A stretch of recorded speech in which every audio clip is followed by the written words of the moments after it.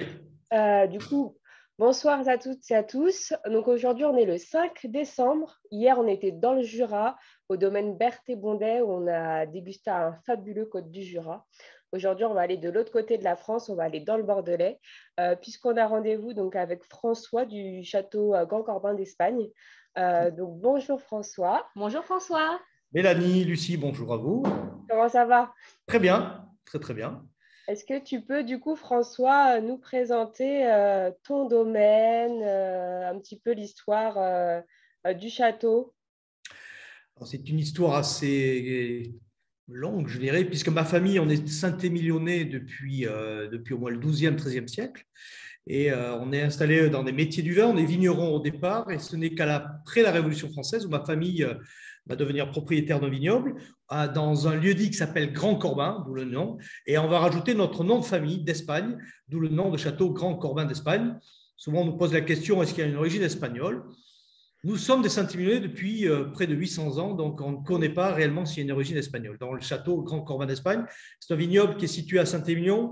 Vous savez, Saint-Émilion, c'est ce qu'on appelle la rive droite de Bordeaux, et il y a plusieurs appellations, dont Saint-Émilion. Et nous sommes au nord de l'appellation Saint-Émilion, qui borde Pomerol sur des sols argile bleue, où il y a beaucoup de merlot.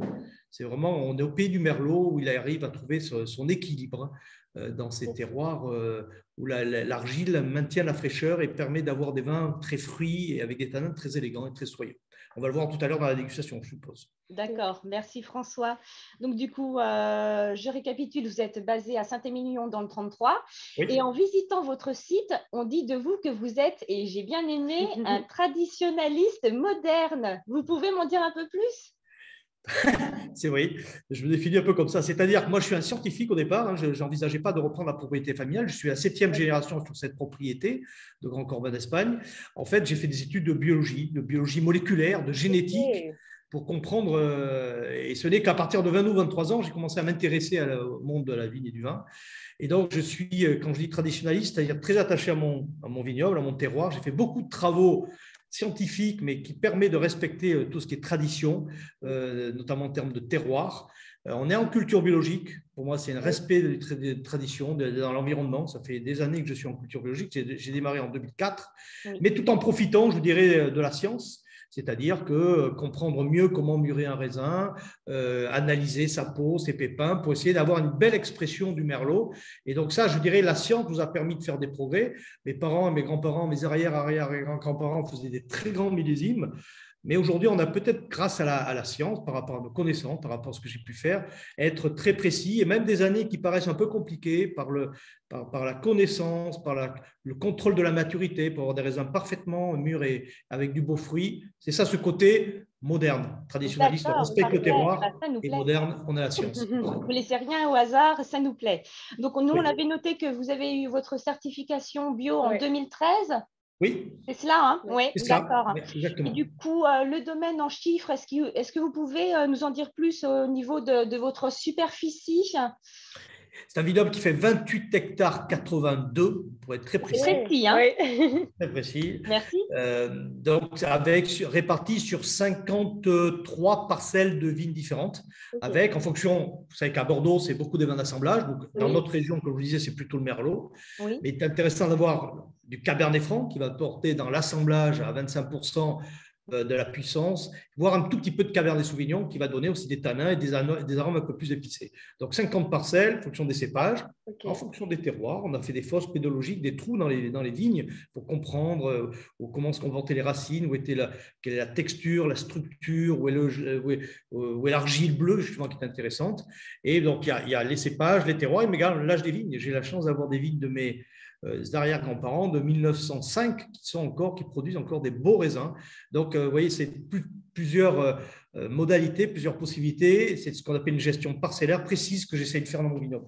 D'accord, très bien. Et du coup, au niveau des cépages que vous cultivez, vous pouvez nous en dire un peu plus? C'est quoi la proportion que vous avez, du coup, vous, sur vos hectares? Aujourd'hui, j'ai 75% de merlot dans l'ensemble de mon vignoble, 24% de cabernet franc et 1% de cabernet sauvignon. Chacun, comme dans notre secteur, c'est cette rondeur, ce soyeux, ce côté fruité du merlot, mais dans l'assemblage, intéressant d'apporter du cabernet franc qui par sa matière, par ses tanins peut-être un peu plus puissants, des arômes plus épicés et de fruits noirs, va donner un peu plus de complexité. Et c'est ça l'assemblage. Pour moi, en tant que vinificateur, c'est passionnant d'avoir ces 50 parcelles qui ont plein de particularités différentes et d'essayer d'élaborer le vin suivant les années avec les meilleurs lots pour avoir le meilleur assemblage et le meilleur millésime possible. Super. Merci François. Donc Lucie, ce soir, nous allons donc goûter Attention, on va ouvrir la case du calendrier de l'Avent. le château Grand Corbin d'Espagne, donc le Saint-Émilion, grand cru classé en millésime 2016. Alors, voilà. Donc voici la bouteille. Le calendrier, on va chercher la case, du coup le 5. Hop. Et voilà, nous on l'a. Superbe. Nous, on l'a dans notre petite vinote. Moi, je l'ai un peu plus gros. La chance. C'est le même. C'est le même. Du coup, est-ce que vous pouvez nous parler du coup de la cuvée et surtout de l'appellation Saint-Émilion Grand Cru? Saint-Émilion Grand Cru, c'est une appellation qui a certains critères qualitatifs importants, c'est-à-dire qu'on oblige aux gens à vinifier dans l'appellation Saint-Émilion, pour être Saint-Émilion Grand Cru, un certain nombre de critères qualitatifs, dont la durée de l'élevage, la mise en bouteille qui est mise sur la responsabilité du propriétaire, un élevage donc qui est au minimum de 2 ans. Donc, beaucoup de critères qui font que c'est ça Saint-Émilion Grand Cru. Et après, vous avez dit Grand Cru classé. À l'intérieur de cette appellation, tous les 10 ans, tous les crus sont remis, je dirais, sur la sellette en étudiant la qualité des 10 millésimes qui ont été produits sur les 10 dernières années donc, et également leur politique environnementale, leur notoriété, la culture de la vigne, la politique environnementale, beaucoup de critères qui font que certains, dans cette appellation, pourraient être nommés Grand Cru classé, ce qui est notre cas. Ok, super. Est-ce que vous pouvez nous parler du coup de l'élevage, de la vinification du coup de cette cuvée? Oui. Alors, ce vin, alors 2016 particulièrement, c'est un superbe millésime. On récolte donc, on a récolté vers le 20 septembre, on a récolté donc parcelle par parcelle, des plus jeunes vignes vers les plus vieilles, des merlots vers les cabernets francs, beaucoup de tri, gestion parcellaire, comme je disais, chacun, on sépare des vieilles vignes, des jeunes vignes, et ainsi de suite. Donc, on extrait, moi je goûte, je suis également œnologue, je suis le vinificateur, j'ai un maître de chez, j'ai une équipe avec moi qui est également œnologue. On va goûter tous les jours, toutes les cuves, et on va assembler généralement au bout de 3 ou 4 mois ce qui nous paraît le meilleur, et on va élaborer ce qu'on appelle le grand vin à Bordeaux, le premier vin qui est pour nous Grand Corbin d'Espagne, qui est le grand cru classé. Et donc on choisit, et suivant les années, on a une proportion plus ou moins importante puisqu'on veut toujours avoir la meilleure qualité. 2016 étant un super millésime, pas loin de 70% de la récolte a fait le grand vin. Parce qu'après, il y a une deuxième cuvée, on peut appeler ça comme ça, qui s'appelle le second vin, qui est Petit Corbin d'Espagne, qui est fait plutôt avec des jeunes vignes. Alors que Grand Corbin d'Espagne, il fait avec vraiment ce qu'on estime être le meilleur et beaucoup plus de garde. On peut commencer comme ce 2016 à le boire maintenant parce que c'est un millésime qui a été toujours très rond, très soyeux, très plaisant. Mais on sait que dans 1 an, 2 ans, 5 ans, 10 ans, 15 ans, le vin va tenir. C'est un très, très beau millésime, ce 2016. Donc ici, on a vraiment l'honneur d'avoir ce vin dans notre calendrier de l'Avent. Merci beaucoup, François. Je propose qu'on déguste, du coup. Allez, non, c'est servi, du coup. Hop. Allez, santé. Hop. Santé. Santé à tous. Santé à tous. Santé à vous. Alors, déjà, dans un premier temps, on va regarder la robe de ce vin. Donc, comme vous voyez, c'est une robe qui est assez rouge. Enfin, on va le commenter ensemble. Vous voulez le faire, on fait comme vous voulez. Rouge profonde. Ouais, rouge profonde. Exactement, parce que ça montre justement la maturité de ce millésime-là. C'est-à-dire que ça a été très mûr, les pigments rouges étaient très, très mûrs dans la peau, donc ça donne une couleur très rouge. Et si on penche encore, vous voyez encore des notes encore violines, et assez profond. Ça montre encore beaucoup de jeunesse, parce qu'en vieillissant, cette couleur rouge va aller vers des notes un tout petit peu plus orangées, tuilées, quand il sera beaucoup plus vieux. Et ça montre, je dirais, une robe de vin jeune. D'accord. Super. Parce que nous, 6 ans, on considère que c'est encore jeune. Oui, justement, on parlera de la garde après. Oui. Au niveau du nez, donc, qu'est-ce que ça donne? Alors là, c'est vraiment le nez du merlot, tel qu'on le connaît, avec des odeurs de fruits. Vous voyez, des fruits rouges, très, très fruits rouges. Avec des notes, on trouve des notes de fraises confites. Alors, le but n'est pas de vous en mettre plein la vue, mais c'est vraiment, je trouve, c'est vraiment. Il y a un petit côté également épicé, des notes de réglisse qui apparaît. Le côté, les vins sont élevés en fût. Le côté fût disparaît et va disparaître encore de plus en plus. Donc, c'est un nez très riche, très, très long, hein, avec des arômes très, très prononcés, très riches. Et quand on l'agite, c'est encore plus net. Oui, c'est vrai. Oui, ça s'ouvre. Ça s'ouvre, exactement. Alors maintenant, on va goûter. Hein, Oui, avec plaisir. on est là pour ça.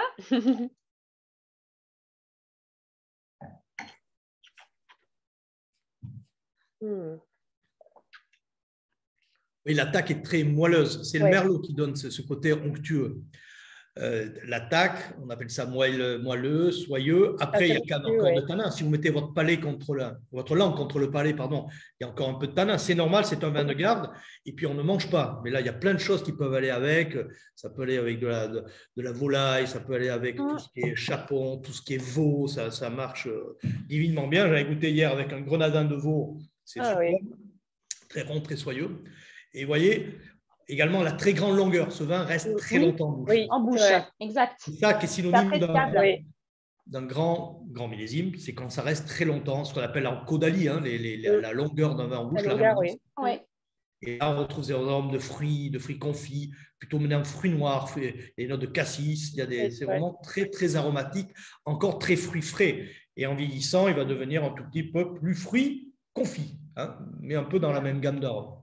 J'aime beaucoup Lucie. Moi aussi, vraiment, c'est une belle cuvée, c'est un excellent vin. Oui. Étant donné qu'on est en dégustation, à quelle température de service, François, vous nous conseillez Quand on dit bien chambré, pour nous, un vin jeune, retenez qu'un vin jeune, parce qu'il est encore un tout petit peu jeune, les tanins qui sont encore présents, que vous avez dans la bouche, il faut que le vin soit, je ne dis pas un peu plus chaud, mais soit plutôt à 18. Plutôt qu'à 14, vous voyez, il faut plutôt, parce que les tanins à basse température sont un peu plus amers. Par contre, en vieillissant, puisque le vin va vieillir et il va former des dépôts, des polymérisations entre les tanins qui vont le rendre beaucoup plus doux, beaucoup plus soyeux.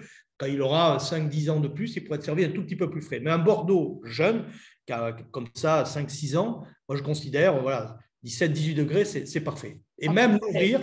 Peut-être, hein, c'est peut-être votre question aussi, c'est de l'ouvrir à l'avance. Là, on a ouvert la bouteille. La vinote, il a été un petit peu préparé déjà avant. Mais l'oxygène, souvent, on va arrondir ce côté qui peut peut-être vous agresser un tout petit peu la bouche du tanin, notamment quand on veut boire des Bordeaux jeunes. N'hésitez pas d'ouvrir la bouteille et même de le mettre en carafe. Ça l'arrondit, puisque l'oxygène va polymériser les tanins et rendre le vin beaucoup plus soyeux et beaucoup plus rond. Ok, donc on peut le carafer du coup. Oui, il ne faut pas hésiter. Et là, vous voyez, dans votre verre, déjà ça aère, même en discussion pendant 2 minutes, vous voyez déjà les arômes. Oui, au nez, on l'a senti après agitation. Exactement. Ça rendait autre chose. Ouais. C'est très agréable. Ouais, très. Au niveau du potentiel de garde, combien de temps peut se garder ce vin chez soi, assez longtemps, dans une cave à vin? Combien de temps? Pas mal de temps, beaucoup de temps. Alors après, dépend de votre goût. Moi, il ne faut pas être dogmatique. Certains, même maintenant, aiment ces odeurs de fruits frais dans les vins jeunes. Vous voyez, moi, sous boire ce 2016 aujourd'hui, en mettant peut-être 1 heure ou 2 heures en carafe, va arrondir encore plus les tanins. Il peut être bu maintenant. Mais il a le potentiel, dans 2 ans, dans 5 ans, dans 10 ans, dans 15 ans, dans 20 ans, on peut se reparler. Encore là. Mais n'hésitez pas, il ne faut pas dire c'est du Bordeaux, c'est un grand cru classé, je vais attendre 20 ans. On peut. Mais on peut le boire aussi plus tôt et l'apprécier dès à présent. D'accord, très bien. C'est bon à savoir. Donc maintenant ou dans 10, 15, 20 ans. Donc c'est bon à savoir. Il y a un grand potentiel de garde. Un grand vin de garde, c'est ça. C'est la possibilité de le garder longtemps. Et donc, avec quel plat, quel mets vous nous conseillez de déguster ce merveilleux vin? Alors, le 2016, comme je vous disais, j'ai goûté hier avec un grenadin avec du veau, ça fonctionne bien parce que c'est une viande qui est très fine, très élégante. Et le merlot, vous voyez, a ce côté élégant. Et il va venir combler un peu. Vous avez senti les tanins, donc ils seront complètement comblés. Là, on est en dégustation, on ne mange pas. Mais si on mangeait du veau, si on mangeait de la volaille avec du canard, ça fonctionne très, très bien parce que tu as un tout petit peu, un peu gras qui va arrondir le vin. Et même le merlot, vous voyez, peut-être pas maintenant, mais dans 2-5 ans, quand les tanins seront encore plus fondus, ça peut très bien aller avec un poisson en sauce. Ah oui. Le merlot a cette rondeur, ce côté soyeux. Mais il faut lui laisser peut-être 7-8 ans, 8-10 ans pour que vraiment il soit agréable. Sur du poisson. Ok, super. Donc plutôt des viandes blanches. Jeune, il peut être avec des viandes un peu plus rouges, bon, à l'apéritif même, parce que c'est encore plus gras et le tanin va être comblé. Le but, c'est que cette structure tannique que l'on a quand il est jeune peut agresser la bouche, donc il faut des aliments qui viennent combler la bouche. Et puis, en vieillissant, ils deviennent de plus en plus élégants, donc on aura une viande un peu plus élégante.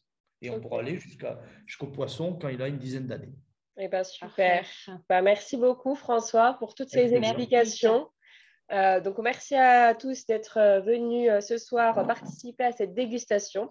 Donc, on vous donne rendez-vous demain, donc cette fois dans une nouvelle région. Je ne dis pas tout, mais on sera en Alsace. Ouais. Voilà, et merci à tous. Très bonne soirée. Merci à tous. Au revoir. Au revoir à tous. Au revoir, François. Au revoir, François. Merci, Mélanie, au revoir. Au revoir.